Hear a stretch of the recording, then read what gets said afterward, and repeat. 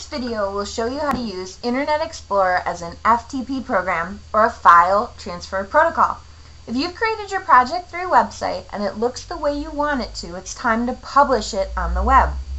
I saved my Project 3 files to a folder on the messy desktop of my computer.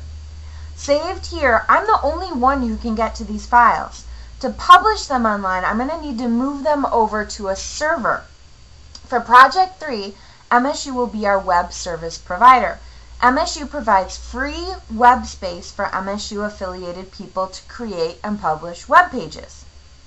So to do so, I'm going to head into Internet Explorer, which I already have open. In the location box, I'm going to type ftp://afs.msu.edu. This should bring me to a box where I have to enter my MSUNet ID and password, or you might come straight to this particular page. What this page says is, to view this site in Explorer, click Page, Open Site in Windows Explorer. So I'm going to head to Page, and I'm going to drag down to Open FTP Site in Windows Explorer. And I have to enter my MSUNet ID and password again. And then Internet Explorer should provide me with a window into my AFS space. This is a drag and drop interface, and what I want to do is move my web page files from here into the web folder on my AFS space. As you guys can see, I have some other folders saved here, but none of this material is published on the web or available through a regular HTTP URL. For files to be published on the web, they have to be in this web folder.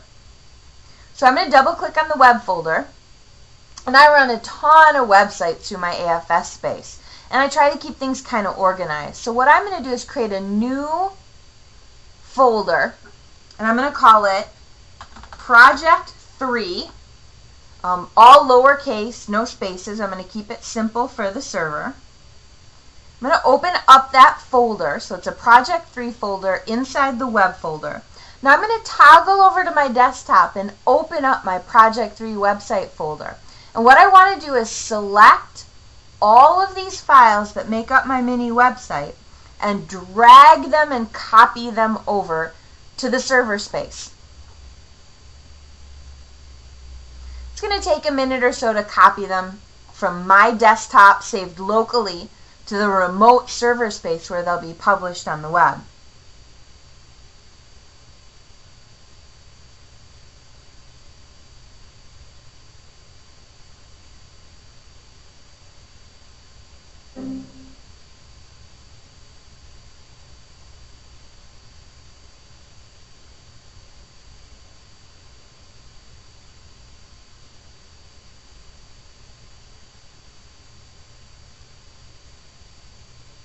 Once they're all copied over, my URL, if I toggle back into my web browser, should be www.msu.edu/devostier/project3. The msu.edu is the main domain, then the tilde character, which indicates user, then my net ID, which is Devostier, then the name of the folder I've given my mini website. I don't have to give a longer URL than that because I called my main page or my splash page index.html, which the server automatically recognizes as my main page.